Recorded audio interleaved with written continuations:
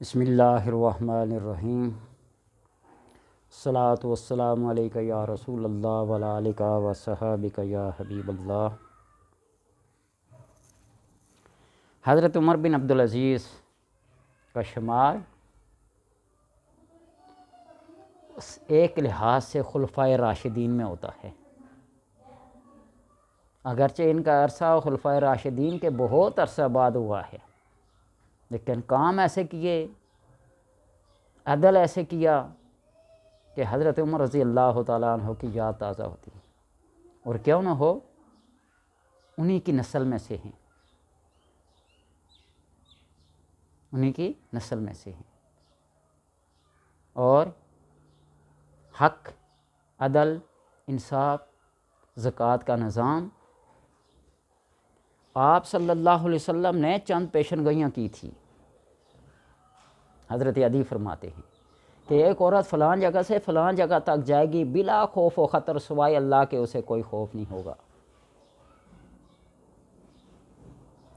وہ فرماتے ہیں کہ میں نے اس کو دیکھا اپنی آنکھوں سے کہ ایک عورت فلان جگہ سے جو آپ صلی اللہ علیہ وسلم نے نشاندہی کی سی، وہاں سے وہاں تک پہنچی بغیر کسی خوف و خطر کے۔ دوسری پیشن گوئی آپ نے کی تھی کیسر و کسریٰ کا مال ہمارے پاس آئے گا۔ وہ فرماتے ہیں کہ یہ پیشن گوئی بھی میں نے دیکھی ہے، اور ان مجاہدین میں تھا میں جو مال غنیمت کو اکٹھا کر رہے تھے کیسر و کسریٰ کے۔ اور تیسرے پیشن گوئی اس کو میں دیکھ نہیں سکا، لیکن مورخین لکھتے ہیں کہ حضرت عمر بن عبدالعزیز رضی اللہ تعالیٰ عنہ کے دور میں یہ پوری ہوئی کہ زکوٰۃ دینے والے نکلیں گے زکوٰۃ دینے کے لیے، لیکن لینے والا کوئی نہیں ہوگا، بلکہ آپ کو ایک ملاحظہ کرایا گیا، زکوٰۃ کا مال اتنا تھا کہ لینے والا کوئی نہیں تھا، تو آپ نے فرمایا پہاڑوں پہ جا کر پرندوں کو ڈال دو۔ پہاڑوں پہ جب گئے تو وہاں بھی اناج کا ڈھیر لگا ہوا تھا، پرندے بھی کھا کھا کے پوٹے پھول تھے ان کے۔ یہ ہے عدل، یہ ہے انصاف۔ اور جب ان کی وفات کا وقت آیا تو عجیب واقعات ہوتے ہیں نا۔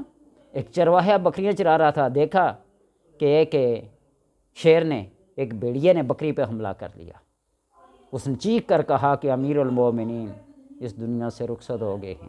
واقعی وہ وقت، وہ ڈیٹ، وہ دن نوٹ کر لیا، اور اسی دن امیر المومنین حضرت عمر بن عبدالعزیز رضی اللہ تعالیٰ عنہ کا وصال ہوا۔ یعنی انسان تو انسان، جانوروں کے اوپر بھی ان کے عدل کا، ان کے انصاف کا ایک ڈر تھا، خوف تھا۔ جس معاشرے کے اندر عدل، انصاف ختم ہو جائے وہ معاشرہ تباہ و برباد ہو جاتا ہے۔ دور جانے کی بات نہیں، ہمارے اپنے ملک کے اندر عدالتی نظام کو دیکھ لو، ڈبل روٹی اور سائیکل چوری کرنے والے کو سزا، جرمانے بھاری، اور ملک ہڑپ کرنے والوں کو بیل پہ بیل مل رہی ہے۔ ایک 3 مرلے کے مکان کے اندر رہنے والے بندے کو ٹیکس دینا پڑتا نہیں تو سیل کر دیا جاتا ہے، اس کو کتنے چکر لگانے پڑتے ہیں، کتنے ناکوں چنے چبوائے جاتے ہیں، لیکن بڑے بڑے 300 400 کے نال کے محلوں میں رہنے والوں کا ٹیکس 0% بھی نہیں ہے۔ ایک غریب کے بجلی کا بل، جو ایک بلب جو ایک پنکھا چلاتا ہے، ہزاروں میں آتا ہے، جو ملنے اور کارخانے چلاتے ہیں 100 روپیوں میں آتا ہے، جمع ہی نہیں کراتے۔ پاکستانی تاریخ گواہ ہے اس بات کی۔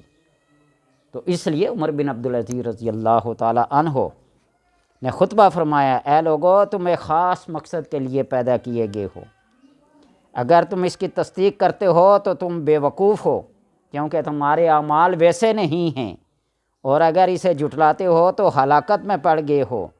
تمہیں اس دنیا میں ہمیشہ نہیں رہنا، بلکہ ایک جگہ سے دوسری جگہ منتقل ہونا ہے۔ اے بندگان خدا، تم ایسے گھر میں رہتے ہو جس کا کھانا گلے میں پھندا ہے اور جس کا پینا اچھو لگتا ہے۔ اگر تم ایک نعمت کے حصول میں خوش ہوتے ہو تو دوسری نعمت کی جدائی تمہیں مغموم کر دیتی ہے۔ اس گھر کو پہچانو جس کی طرف تم نے لوٹنا ہے اور جس میں تم کو ہمیشہ رہنا ہے۔ پھر آپ روتے ہوئے ممبر سے اتر آئے۔ کیا کمال کا بندہ تھا، عید ہے اور بچوں کے کپڑے نہیں پھٹے پرانے ہیں، فرمائش کی گئی، وزیر خزانہ کے پاس گئے، مجھے ایڈوانس تنخواہ دے دو۔ اس نے کہا تم مجھے لکھ کے دو کہ 1 مہینہ تم زندہ رہو گے تو پھر تمہیں ایڈوانس دے دیتے ہیں۔ تو آج دیکھ لو ہمارے وزیر خزانہ کا حال، جن کے اوپر کروڑوں کے نہیں اربوں کے خربوں کے قرض ہیں، ہڑپ کر کے ٹیکس لگا تو کس پہ لگا؟ غریبوں پہ لگا۔ اللہ پناہ دیں۔ اور پھر کہتے ہیں ہم ریاست مدینہ بنا رہے ہیں۔ یہ ریاست بن رہی ہے، یہ کبھی نہیں بن سکتی۔ جس کو اسلام کے نام پر حاصل کیا ہوگا، اسلام کے خلاف کام ہو رہے ہیں۔ شراب، سود، اسٹیٹ بینک کو دیکھو، اللہ اور اس کے رسول کے ساتھ اعلان جنگ ہے، سود کی پرسنٹیج کتنی بڑھا دی۔